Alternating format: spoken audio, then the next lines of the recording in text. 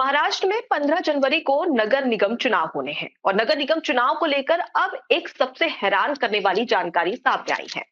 सबसे खास बात यह है कि जो पार्टियां एक दूसरे के खिलाफ नजर आ रही थी, अब वो पार्टियां साथ में चुनाव लड़ी। जी हाँ, बिल्कुल ठीक सुना आपने। अब आपको बता भी देते हैं कि वो पार्टी कौन कौन सी है। दरअसल अजीत पवार गुट और शरद पवार गुट, यानी कि चाचा और भतीजे साथ में नगर निगम का चुनाव लड़ने वाले हैं। अब सवाल ये खड़ा होता है कि किस तरीके से महाराष्ट्र की जनता के सेंटिमेंट के साथ में यहाँ पर खिलवाड़ किया जा रहा है। दरअसल इसके पीछे अजित पवार खुद बताते हैं। वो एक चुनावी सभा में संबोधित करने के लिए पहुंचे थे और इस दौरान अजित पवार कहते हैं कि अब जो घड़ी और तुतारी है वो एक साथ नजर आएगी। और इस दौरान चुनावी सभा को संबोधित करते हुए कहते हैं कि ये फैसला हमें इसलिए लेना पड़ा क्योंकि हम महाराष्ट्र का और महाराष्ट्र की जनता का विकास चाहते हैं। लेकिन किस तरीके से जनता की भावनाओं के साथ में यहाँ खिलवाड़ किया जा रहा है। जब आपका भला होता है तब आप दूसरी पार्टी, अपने चाचा की पार्टी को ही छोड़ देते हैं। और जब आपको लगता है कि नहीं, अब हमें ज्यादा से ज्यादा वोट चाहिए, ज्यादा से ज्यादा सीटें चाहिए, तो आप साथ में चुनाव लड़ देते हैं। क्या जब विधानसभा चुनाव, लोकसभा चुनाव हुआ था तब जनता का विकास नहीं हो रहा था? और अब आप दोनों साथ में नजर आ रहे हैं, तो क्या यहाँ पर जनता का विकास हो रहा है? देखिए, और कहीं ना कहीं मोहन जी, ये सबसे शॉकिंग न्यूज बीजेपी के लिए भी हो सकती है, कांग्रेस के लिए भी हो सकती है, शिंदे गुट के लिए भी हो सकती है और शिवसेना उद्धव ठाकरे गुट के लिए भी हो सकती है।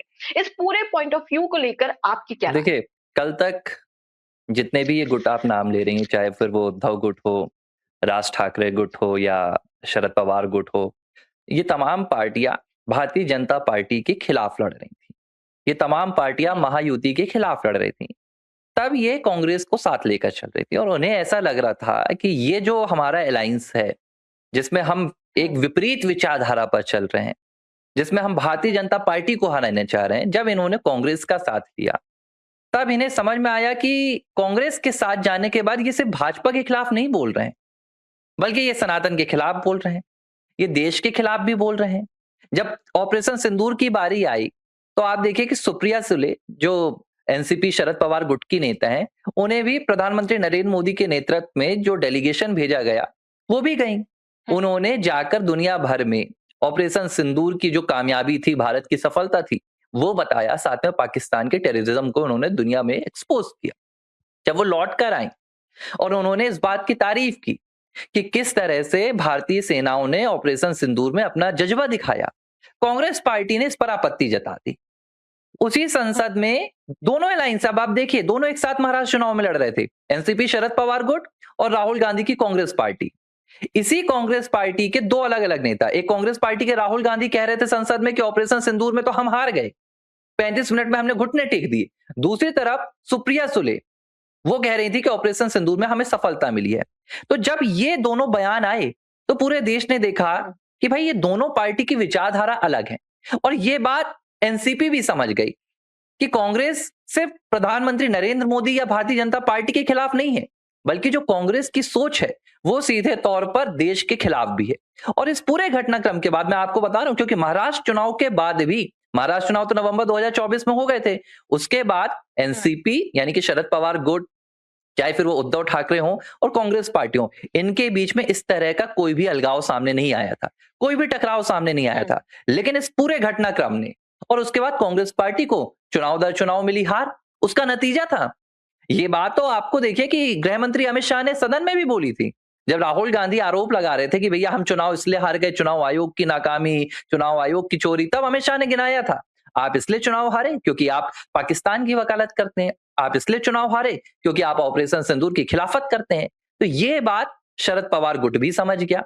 ये बात आपके अजीत पवार के और आपके शरद पवार दोनों पार्टियां भी समझ गई। ये रियलाइजेशन दोनों पार्टियों को हो गया। एक तरफ उद्धव ठाकरे साहब बोल रहे हैं कि उनका इस्तेमाल दोनों ने किया, बीजेपी ने इस्तेमाल नहीं किया। हम्म, बीजेपी के बदौलत तो उद्धव ठाकरे महाराष्ट्र के मुख्यमंत्री बने। वो कैसे कह रहे हैं कि बीजेपी ने इस्तेमाल किया? जब 2019 में लोकसभा चुनाव हुआ था, प्रधानमंत्री नरेंद्र मोदी के चेहरे पर तमाम ये सीट जीत कर आ गए। इससे पहले जब भी महाराष्ट्र में चुनाव हुए, भारतीय जनता पार्टी के नेतृत्व में इन्होंने चुनाव लड़ा। बाद में सत्ता के लिए इन्होंने कांग्रेस का हाथ थामा। अब आप देखिए, हम्म, जब भाजपा के साथ थे तो मुख्यमंत्री थे। इसके बाद जब इन्होंने साथ छोड़ दिया, तो ये हालात आ गए कि इनकी आज महाराष्ट्र में सीटें ढूंढने के लिए नहीं मिलती हैं। अब जब गलती का एहसास हो रहा है, तो ये जो शरद पवार गुट की पार्टी कह रही है कि हाँ, हम अजीत पवार के साथ लड़ रहे हैं ताकि महाराष्ट्र का भला हो। अब दूसरी बात हम्म। मैं आपको बता रहा हूँ, बीते दिन ये तमाम सोशल मीडिया पर भी वीडियोस चल रहे हैं। अडानी और शरद पर ये पवार एक देखिए मंच ना, पे नजर आए। नगर निगम चुनाव में महायुति और महाविकास अघाड़ी सब एक दूसरे के अपोजिट में नजर आ रही है लड़ते हुए चुनाव। कांग्रेस एकला चलोरे की नीति पर है कि वो तो अकेले चुनाव लड़ेगी नगर निगम का। अब उसके बाद में उसका अगर कोई हम बात साथ नहीं करें दे रहा ना। बीजेपी और एकनाथ शिंदे पार्टी की, नहीं नहीं, ये खुद उसने फैसला लिया है कि वो अकेले चुनाव लड़ेगी। और इधर राज ठाकरे और उद्धव ठाकरे। उद्धव ठाकरे की बात करें, हाँ, ठाकरे बंधु दोनों साथ में चुनाव लड़ रहे हैं। वो भी कब?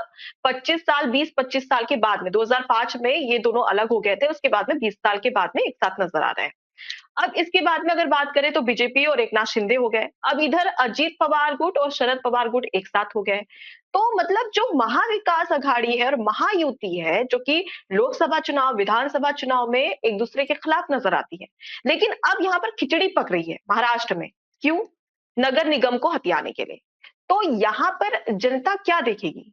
सवाल ये है कि जनता के साथ में, उनकी भावनाओं के साथ में तो यहाँ पर खिलवाड़ किया जा रहा है कि जब आप विधानसभा चुनाव होता है, लोकसभा चुनाव होता है, तो आप साथ में लड़ते हैं और एक दूसरे के खिलाफ हो जाते हैं, महायुति और मैं महाविकास बिल्कुल अघाड़ी। आपको इसका जवाब लेकिन बता वहीं रहा हूँ पर ना आप कि खिचड़ी पका देते हैं नगर निगम के देखिए, लिए। जनता क्या देखेगी? जनता देखेगी उम्मीदवार, जनता देखेगी हुँ, विचारधारा। ऐसा नहीं है हुँ, कि जो शरद पवार गुट की पार्टी है एनसीपी, उसमें अच्छे प्रत्याशी नहीं है। ऐसा नहीं है कि जो उद्धव हुँ, ठाकरे गुट की पार्टी थी है उसके पास अच्छे प्रत्याशी नहीं है। प्रत्याशी दोनों पार्टियों के पास अच्छे हैं। लेकिन जब आप किसी एक हुँ, ऐसी विचारधारा के साथ समझौता कर लेते हैं, जो विचारधारा ही देश विरोधी है, जो विचारधारा एक धर्म के विरोधी है, तो आप कितने भी अच्छे प्रत्याशी क्यों ना हो, जनता आपको नहीं जिताती हुँ, है। ये बात अब ये विपक्षी दल समझ गए हैं। और इसलिए अब नगर निगम चुनाव में ये कोशिश कर रहे हैं कि भाई हम उम्मीदवार तो वही उतारेंगे, लेकिन हम प्रत्याशी वही उतारेंगे, लेकिन विचारधारा जो है, हम किसी ऐसे अलायंस के हुँ, साथ नहीं जुड़ना चाहते।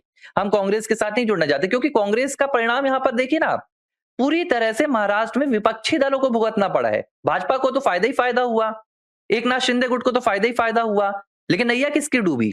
आपके शरद पवार गुट की डूब गई, उद्धव ठाकरे की डूब गई, हुँ, और आपके राज ठाकरे की तो वैसे भी नैया भंवर में जा ही नहीं पा रही थी लंबे समय से। तो हुँ, ये नगर निगम चुनाव में इन्होंने शुरुआत कर दी है।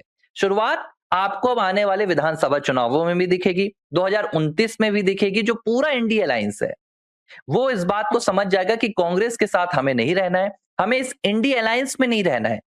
और आप देखिएगा कि या तो ये इंडिपेंडेंट चुनाव लड़ेंगे आगे चलकर, या ये एनडीए का दामन थामेंगे। जिसको भी विकास प्रिय होगा, जिसको भी डेवलपमेंट हुँ। की राजनीति करनी होगी, वो इन अलायंस के साथ रिश्ता नाता नहीं रखेगा। वही महाराष्ट्र में हो रहा है। हालांकि देखिए, होना कुछ नहीं है।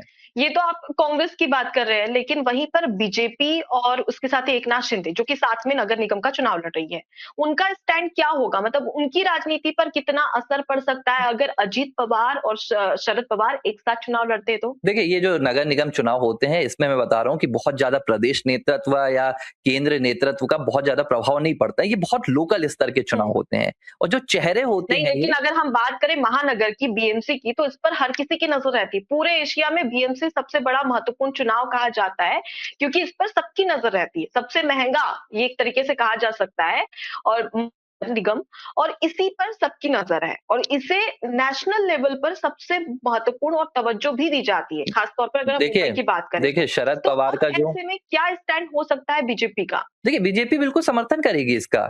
शरद पवार के साथ हुँ, कभी भी बीजेपी ने इस तरह का व्यवहार ना तो पहले किया है और ना तो शरद पवार ने किया है। आप देखिए कि एक तरफ हुँ, जब जहां तमाम विपक्षी दल अडानी को लेकर अपना एक अलग स्टैंड लेते हैं, लेकिन शरद पवार के साथ तस्वीर अलग रहती है। तो शरद पवार ने हमेशा से जगह खोल के रखी है। शरद पवार ने हमेशा से वो स्पेस दिया है कि अगर भविष्य में इस तरह की कोई तस्वीर बदले, और आप देखिए ये तस्वीर बदल ही रही है। वही तो मैं आपसे कह रहा हूं कि ये हुँ, शुरुआत है नगर निगम चुनाव से। ये जो गुट बना है अजीत पवार का, शरद पवार का, ये वापस मिल जाएगा और जाकर ये एनडीए को ही समर्थन देगा, क्योंकि अब इन्हें समझ में आ गया है कि राजनीति देश विरोध के साथ नहीं की जा सकती।